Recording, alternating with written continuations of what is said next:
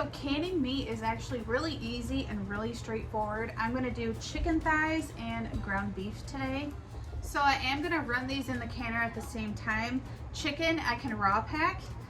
Beef, I do need to hot pack though. So I do need to pre-cook this a little bit to get the crumbly consistency. Chicken, I can cut up into cubes and just do it raw pack. So I'm actually gonna cook the beef first. Okay, I also have set up my pressure canner. It's got the water that it needs to pressure pan with in it. I got it on medium heat, that's warming up. I have my jars in my sink with hot vinegar water that will not only warm up the jars, but it will also sanitize it a little bit. I don't like cleaning my jars with soap before canning because I don't want any soap in my food, so I do vinegar. Anyway, I have a Dutch oven that I'm gonna cook the beef in.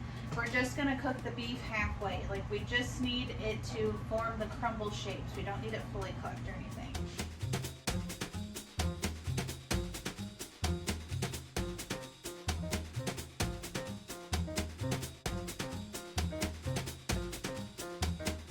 So people do their beef a little bit differently depending on who you listen to, but the ball canning book wants you to add water to the beef, so I just do. For every quart of beef, you add a cup of water. For the 3 pounds, I'm just gonna add a cup of water. It is gonna make it, the beef is gonna make its own broth anyway from all the fat, which I accidentally picked up the lean, the 93% fat, so it probably won't make as much broth as the other kinds, but anyway, I'm just gonna stick a cup of water while this is browning.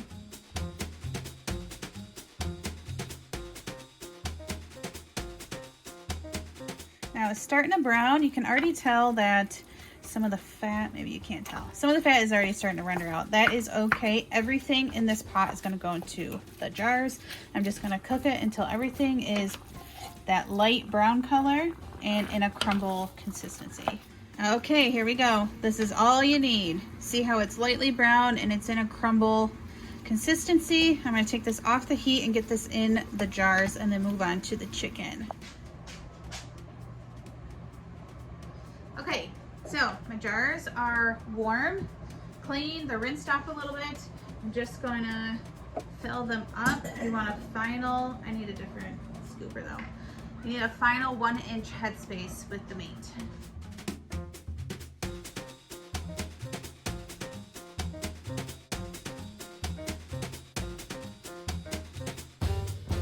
Okay, you don't want to tightly pack these by no means. I am gonna debubble, see what I can fix. I have extra meat. I have noticed a pint jar holds more like 10 to 12 ounces versus the 16, even though a lot of people say a pound holds in these. You just want don't overcrowd your jar, whatever you do. You do want that final inch headspace. Anyway, I'm just gonna pull out another jar and fill this up.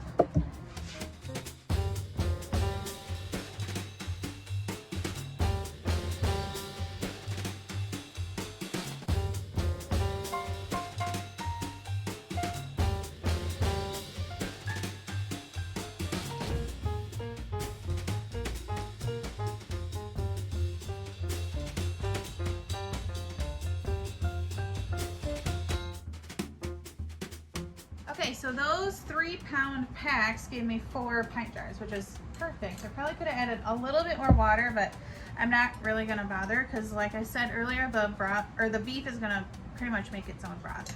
What I am gonna do after this is add salt. 4 pint jars, half a teaspoon. If you're doing quart jars, and then do a whole teaspoon in the jar. Clean our rims really well.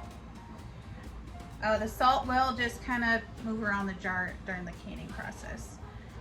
I always end up making such a mess. As careful as I try to be, I always make such a mess. So I try to clean like even the rimmed part of the lid, just so the lid doesn't get stuck later on.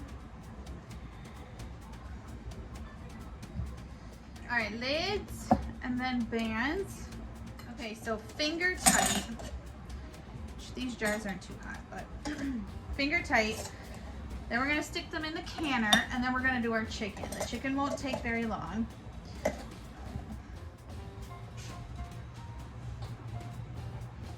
right, I am gonna just clean.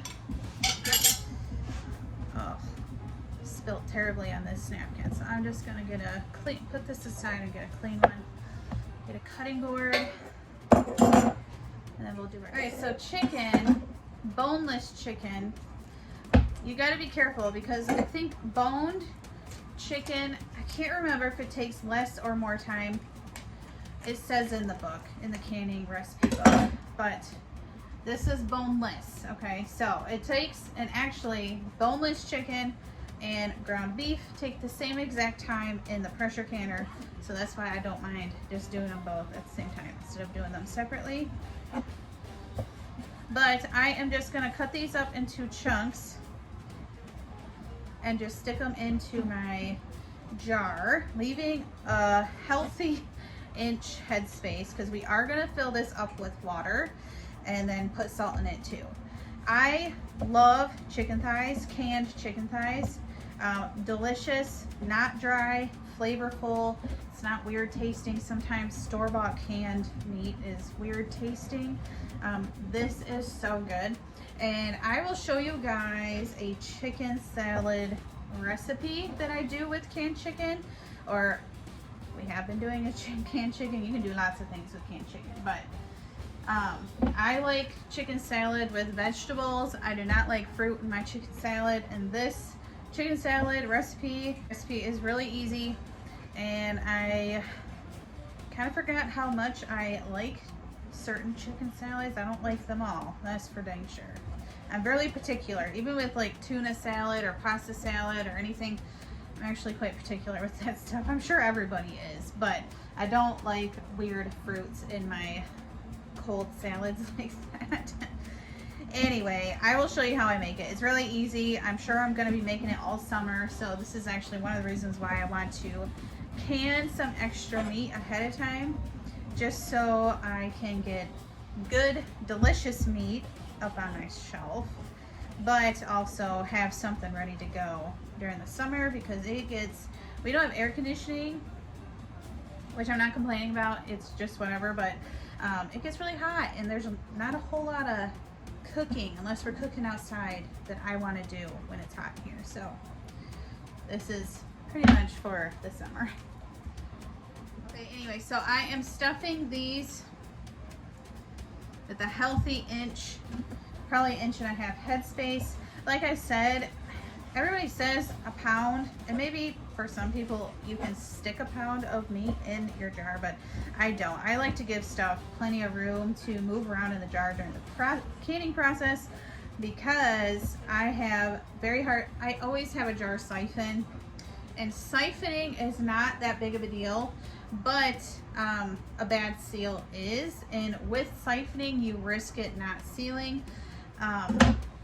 Then of course you're stuck with a open jar of food. But then if it's a poor seal and it takes a few days to unravel itself pretty much, then you've got moldy food, so then that's wasted food.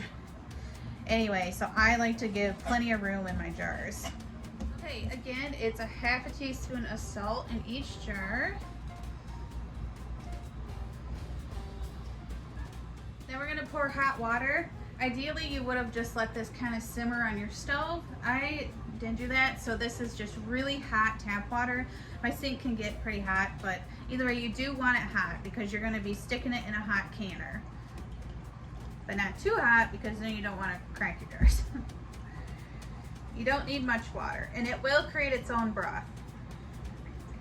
I'm gonna debubble and see if I need to add more water.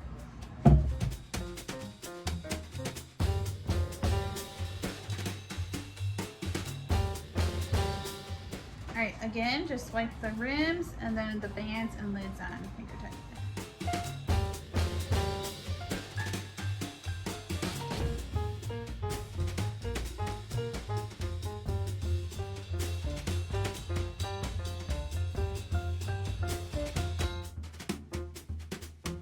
Okay, so I did pints. So the time is gonna be 1 hour and 15 minutes at 10 pounds pressure. Obviously you need to adjust for altitude if you need to. If you did quarts, it's an hour and a half, so 90 minutes for quarts. For pints, hour and 15.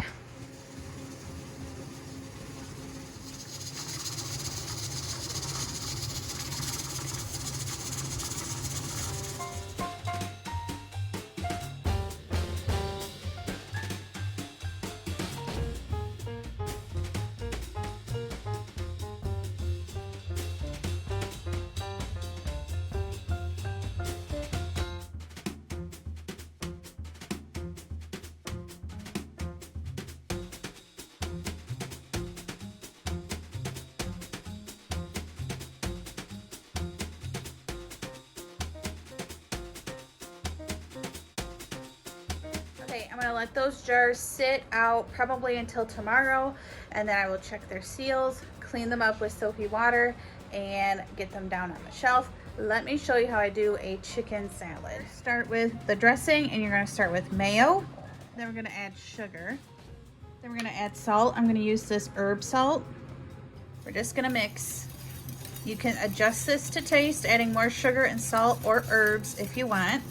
Okay, then it's cucumber, red onion. This is frozen mixed vegetables that have been thawed, and then drained chicken. We're just gonna mix this up. Okay, after it's stirred up, I'm gonna add cooked pasta that has been cooled. It should look something like this. I'm gonna let this sit in the fridge overnight. It tastes much better the next day. Let the noodles kind of soak up some of the dressing. The cucumbers will soak up some of the dressing too. And then you can enjoy it. It just needs to be ate within a week. I hope this video helps. I will leave any links to written recipes down below. Thank you so much for watching, and I will see you in the next one.